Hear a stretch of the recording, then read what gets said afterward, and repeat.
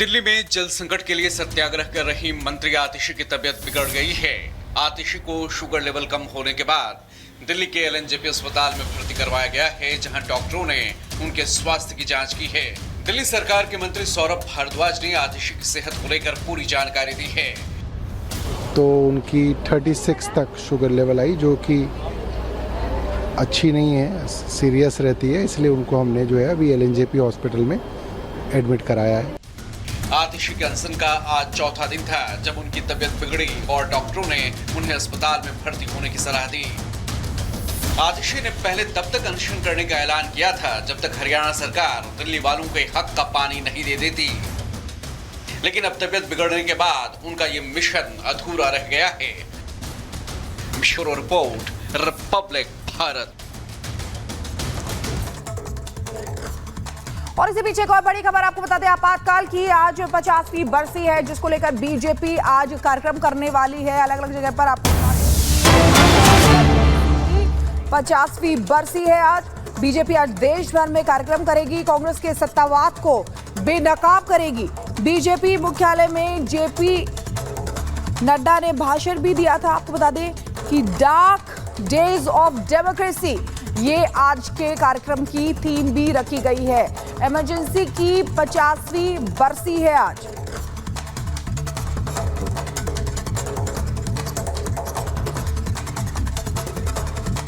तो वहीं आपको बता दें कि किस तरीके से आपातकाल की 50वीं बरसी है आज, और आज भाषण भी देंगे। आपको बता दें कि बीजेपी आज देश भर में कार्यक्रम करेगी, कांग्रेस के सत्तावाद को बेनकाब करेगी। कांग्रेस के सत्तावाद को बेनकाब करने के साथ ही साथ आपको बता दें बीजेपी मुख्यालय में जेपी नड्डा का आज भाषण भी रहने वाला है।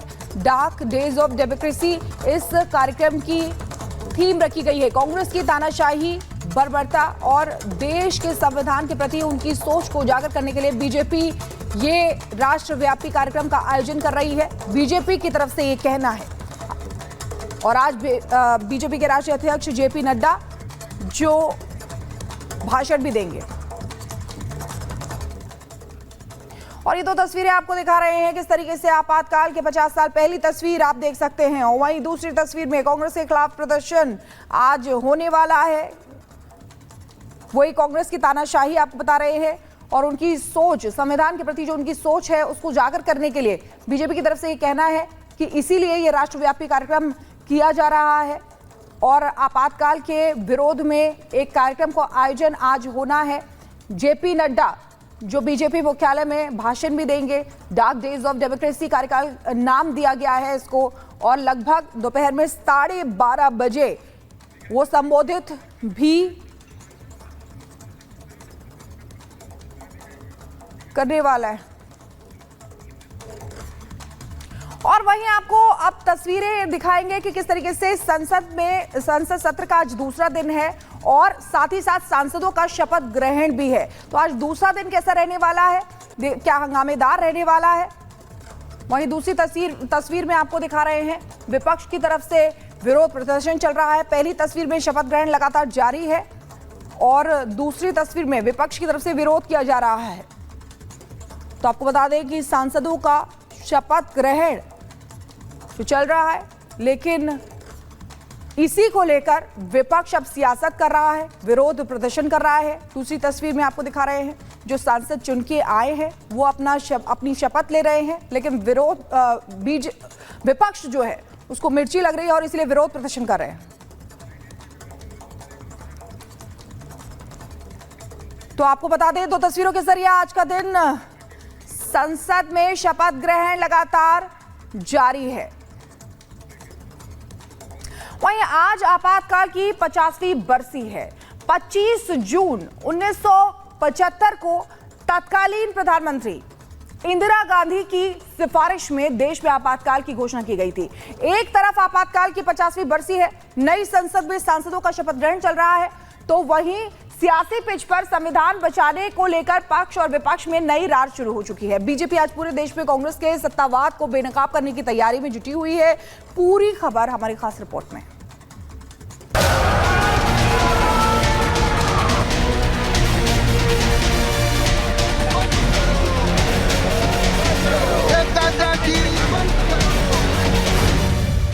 आपातकाल के आज 50 साल।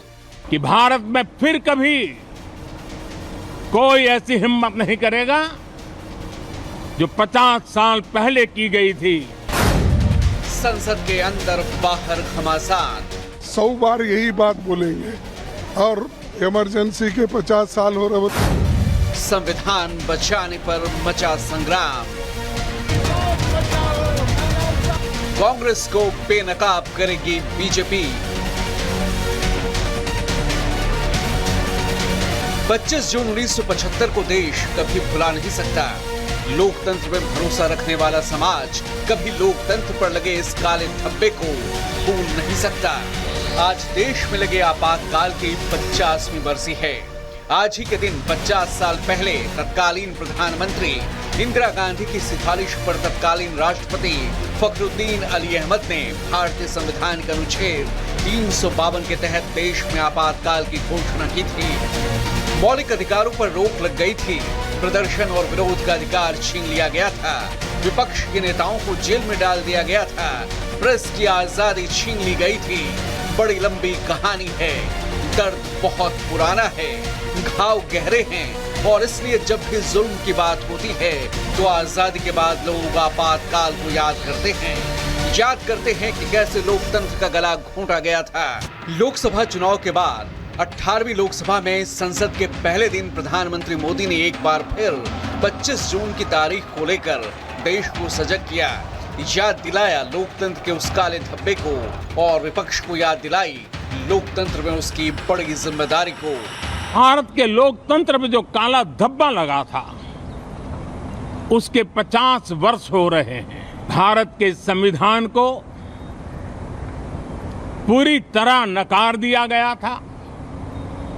संविधान के लीरे लीरा उड़ा दिए गए थे। देश को जेल खाना बना दिया गया था। लोकतंत्र को पूरी तरह दबोच दिया गया था। इमरजेंसी के ये 50 साल इस संकल्प के हैं कि हम गौरव के साथ हमारे संविधान की रक्षा करते हुए भारत के लोकतांत्रिक परंपराओं की रक्षा करते हुए देशवासी संकल्प लेंगे कि भारत में फिर कभी कोई ऐसी हिम्मत नहीं करेगा जो 50 साल पहले की गई थी।